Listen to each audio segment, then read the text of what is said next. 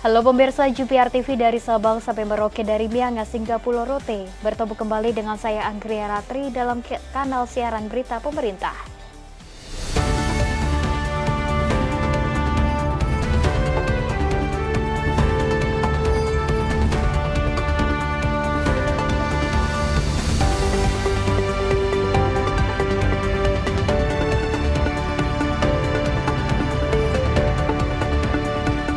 Kita ke informasi yang pertama pemirsa. Menteri Keuangan Sri Mulyani menyatakan pemerintah berhasil melakukan 283 kali penindakan penyelundupan dalam kurun waktu 1 pekan terakhir. Berbagai jenis komoditas mulai dari tas garmen, tekstil, mesin elektronik, rokok, miras hingga narkotika dengan total kerugian negara diprediksi mencapai 10,3 miliar rupiah.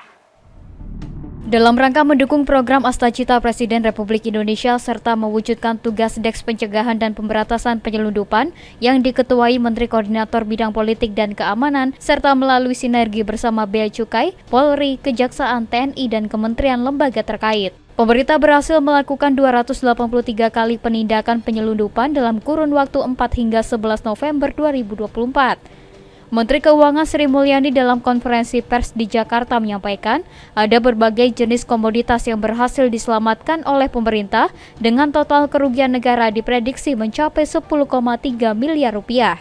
Ini hanya dalam kurun waktu 1 minggu antara tanggal 4 hingga 11 telah dilakukan 283 kali penindakan penyelundupan, terutama dikaitkan dengan komoditas garmen, tekstil, mesin elektronik, rokok, miras, dan narkotika dengan perkiraan nilai mencapai 49 miliar dalam 1 minggu dan potensi kerugian negara 10,3 miliar yang masih di dalam proses penyidikan.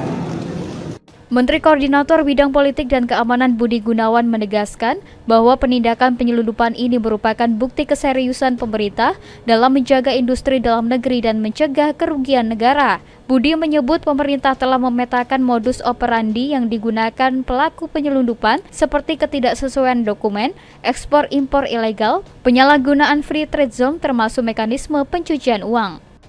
Sekali lagi ini merupakan bukti keseriusan daripada pemerintah. Tentunya dengan melaksanakan seluruh kementerian lembaga yang telah saya sebutkan tadi, yang saat ini telah hadir bersama-sama melakukan sinergi, kemudian kerjasama telah terpadu di dalam pemberantasan penyelundupan.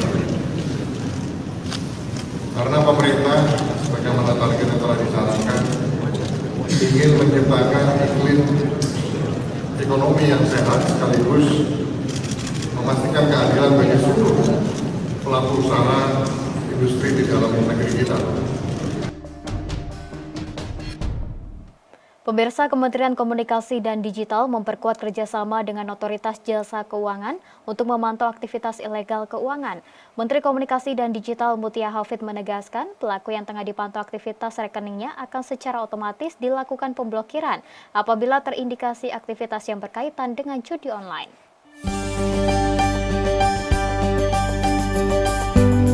Menteri Komunikasi dan Digital Mutia Hafid menegaskan akan memperkuat kerjasama dengan Otoritas Jasa Keuangan untuk memantau aktivitas keuangan ilegal di rekening secara menyeluruh untuk memberantas judi online. Selain memberantas bandar judi online, menurut Mutia, pelaku juga tengah dipantau aktivitas rekeningnya dan akan dilakukan pemblokiran apabila terindikasi adanya kejahatan ilegal judi online.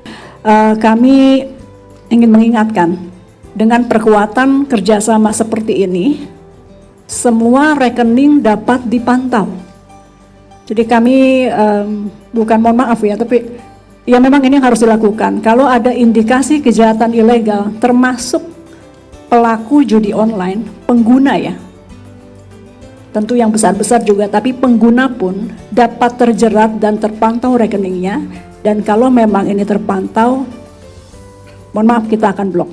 Menkom Digi juga menegaskan bahwa pemerintah tidak akan main-main dalam memberantas judi online dan meminta kepada seluruh pihak, khususnya para penyelenggara sistem elektronik, untuk bekerja bersama-sama membantu Indonesia memerangi judi online. Kejahatan digital di dunia maya ini salah satu sarang paling utamanya ada di aplikasi-aplikasi sosial media terkhusus. Saya harus menyebutkan, mohon maaf kepada mereka. Meta, TikTok, apalagi X, dan lain-lain, Instagram pasti sudah termasuk. Yang ini kita minta kepada mereka untuk kemudian juga mengambil peran untuk membantu Indonesia memerangi judi online ini.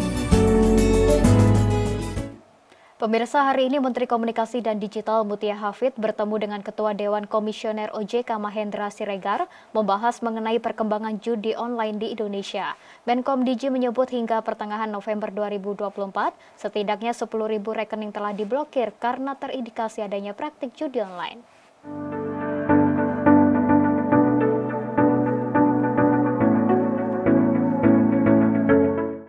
Kementerian Komunikasi dan Digital bersama Otoritas Jasa Keuangan berkomitmen terus memperkuat sinergitas dalam memberantas praktik judi online secara menyeluruh di Indonesia. Ketua Dewan Komisioner Otoritas Jasa Keuangan Mahendra Siregar dalam konferensi pers di Jakarta menyatakan, menekankan pentingnya peningkatan literasi keuangan digital bagi masyarakat agar dapat terhindar dari risiko terjebak pinjaman online ilegal dan aktivitas judi online yang berpotensi merugikan. Melalui berbagai program edukasi dan sosialisasi, diharapkan masyarakat mampu lebih kritis dalam memilih layanan keuangan digital serta menjauhi segala bentuk aktivitas yang dapat merugikan finansial mereka. Sebagai regulator, OJK berkomitmen untuk terus mengawasi dan menindak pelaku layanan keuangan ilegal yang merugikan masyarakat.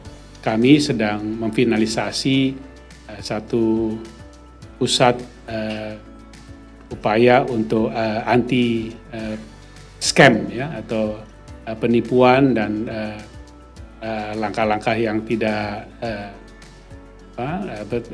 sesuai dengan hukum yang menggunakan sarana perbankan, keuangan, payment system, marketplace maupun lain-lain.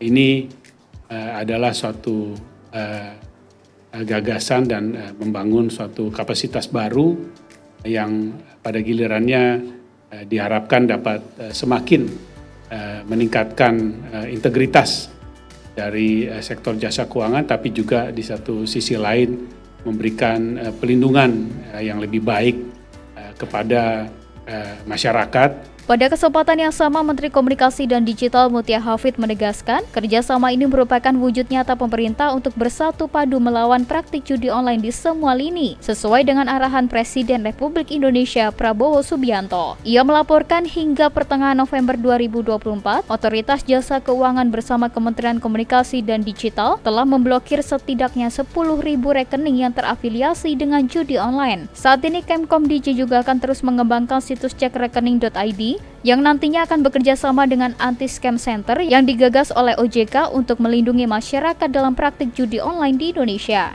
Kemkom Digi juga akan terus mengembangkan situs cekrekening.id yang nanti insya Allah juga akan bekerja sama dengan Anti-Scam Center yang digagas oleh OJK. Ini juga untuk membantu literasi digital agar masyarakat bisa memilah mana yang kemudian terindikasi ada kejahatan keuangan digital dan mana rekening yang aman.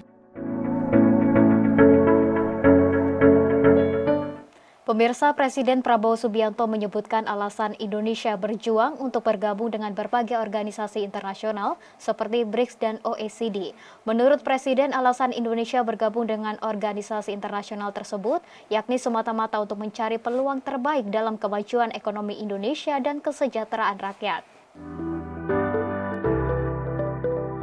Presiden Prabowo Subianto dalam keterangannya kepada awak media di Amerika Serikat pada Kamis 14 November 2024 menyampaikan alasan Indonesia ingin bergabung dalam beberapa forum internasional seperti Aliansi Ekonomi Brasil, Rusia, India, China, dan Afrika Selatan atau BRICS, dan Organization for Economic Cooperation and Development atau OECD, yakni semata-mata untuk mencari peluang terbaik dalam kemajuan ekonomi Indonesia dan kesejahteraan rakyat.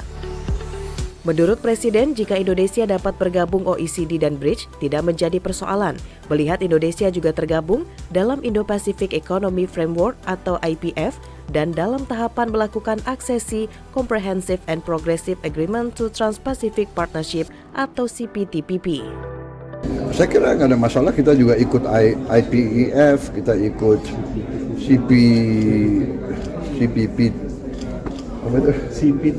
CPTPP, ya. Jadi kita ikut beberapa kelompok ya. Untuk ekonomi ya kita ingin mencari yang terbaik, peluang-peluang untuk ekonomi kita. Kita harus memikirkan kesejahteraan rakyat kita kan.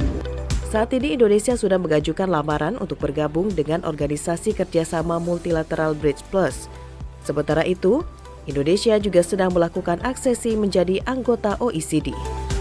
Sebelumnya, Presiden Amerika Serikat Joe Biden mendukung upaya RI untuk mempercepat permohonan aksesi OECD. Amerika Serikat juga dapat bekerja sama dengan pemerintah Indonesia untuk memastikan keberhasilan dalam menyelaraskan standar dan praktik OECD, termasuk dengan mendukung Indonesia dalam melakukan semua reformasi ekonomi, tata kelola, perdagangan, dan ketenaga kerjaan yang diperlukan.